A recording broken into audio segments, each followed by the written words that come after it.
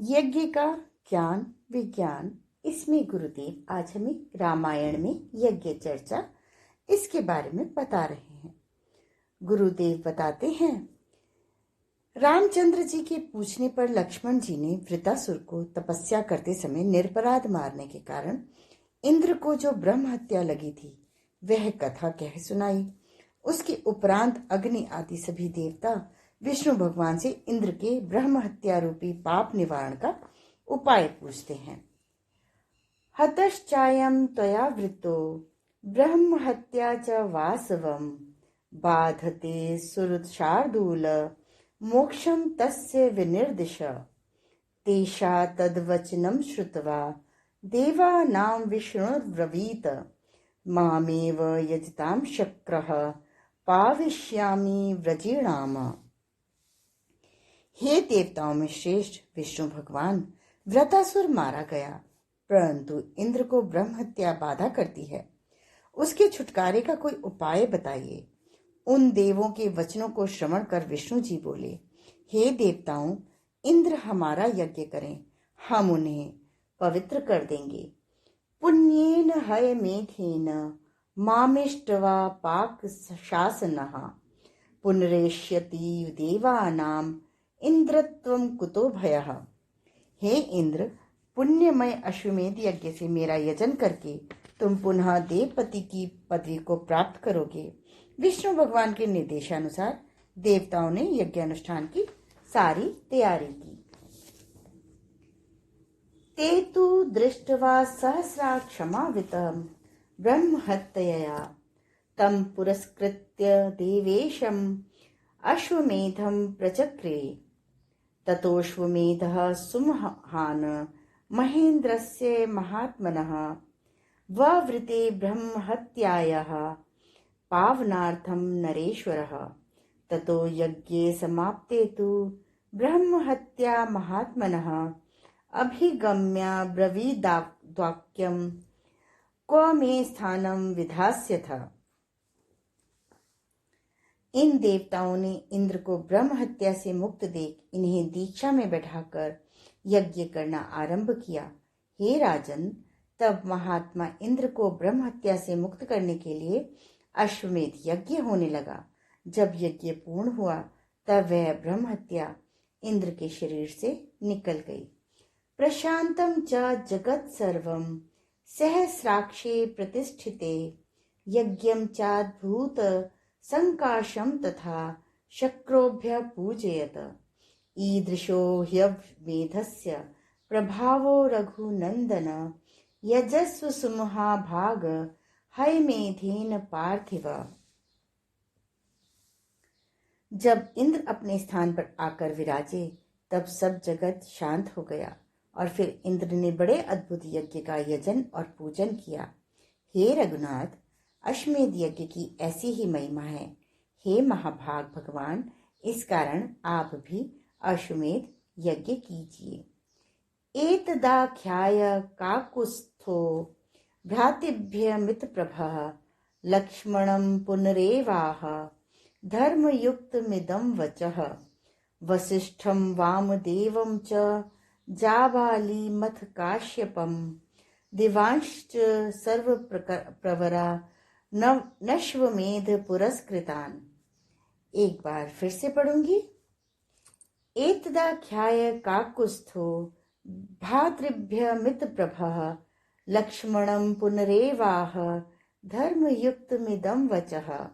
वसिष्ठं वामदेवं च जाबालिमथ काश्यपं द्विजांश सर्वप्रवरा नश्वमेध पुरस्कृतान्। अमित पराक्रमी रामचंद्र जी अपने भ्राताओं से ऐसा कह फिर लक्ष्मण जी से धर्म पूर्वक यह वचन बोले कि अश्वमेध यज्ञ कराने वाले वशिष्ठ, वामदेव, जाबाली, कश्यप, इन श्रेष्ठ ब्राह्मणों को बुलाओ। सबों के आने के बाद रामचंद्र जी ने अश्वमेध यज्ञ करने के संबंध में चर्चा की। ते अपि रामस्य तच्छ्रुत्वा नमस्कृत्वा वृषध्वजम् अश्वमेधं द्विजः सर्वे पूजयन्ति स्म सर्वशः। हे ऋषि रामचंद्र जी की वाणी श्रवण कर शिव जी को प्रणाम कर सब ब्रह्मवादी ऋषि अश्वमेध यज्ञ की प्रशंसा करने लगे। इस यज्ञ में अविरत दान चलता रहा। सीता जी ने आकर पृथ्वी की गोद ग्रहण की और रामचंद्र यज्ञ को महत्वपूर्ण धर्म कार्य समझकर प्रतिवर्ष करते रहे। न सीतायाः परां भार्या व्रवे स रघुनंदनः यज्ञे यज्ञे च पत्न्यर्थं जानकी कांचनी भवत 10 वर्ष सहस्राणि वाजी मेधा नथा करोत् वाजपेयान 10 गुणांस्तथा बहु सुवर्ण कान अंगिष्टो मातिरात्राभ्यां गोसवैश्च महाधनैः ईजे क्रतुभरन् यश्च स श्री मानाप्त दक्षिणैः। उत्तराखंड में वाल्मीकि रामायण में कहा गया है, जानकी के बिना रघुनाथ जी ने और कोई भार्या नहीं की, किंतु जब यज्ञ करते सोने की सीता से यज्ञ का कार्य पूर्ण किया जाता। इस प्रकार से प्रतिवर्ष अश्वमेध यज्ञ इस सहस्र वर्ष तक किए गए और सहस्र वर्ष पीछे उन्होंने 10 गुना फलदायक वाजपेयी यज्ञ किया, जिसमें बहुत सा स्वर्ण दान किया जाता है। अग्निष्टोम, अतिरात्र, गोमेदादि यज्ञ तथा और भी अनेक यज्ञ महादक्षिणा और दान देकर भी किए गए। तुलसीदास मानस में अनेक स्थानों पर अनेक प्रसंगों में यज्ञ की महत्ता का प्रतिपादन है। श्रद्धा भक्ति के संग यज्ञ करने से देवता तुरंत ही साक्षात होते हैं, जैसा कि राम विवाह में हुआ। होम समय तनुधरि अनलु अति सुख आहुति लेहि विप्रवेश धरि वेद सब कही विवाह विधि देहि। देवताओं को यज्ञ में सम्मिलित होने का आकर्षण होता है। वे दक्ष के यज्ञ में प्रसन्नता पूर्वक जाते हैं। दक्ष लिए मुनि बोली सब करन लगे बड़ जाग नेवते सादर सकल सुर ते पावत मख भाग किन्नर नाग सिद्ध गंधर्वा बंधुनः समेत चले सुर सरबा। सर्वशक्ति सुख संपन्न चक्रवर्ती राजा भी अपने प्रिय और श्रेय की चिरंतनता के लिए यज्ञ करते ही रहते हैं। जह लगे पुराण श्रुति एक एक सब जाग 12 सहस्र सहस्र नृप किए सहित अनुराग। राक्षस राज रावण ने यज्ञ में अपने सिर काटकर आहुति दी थी।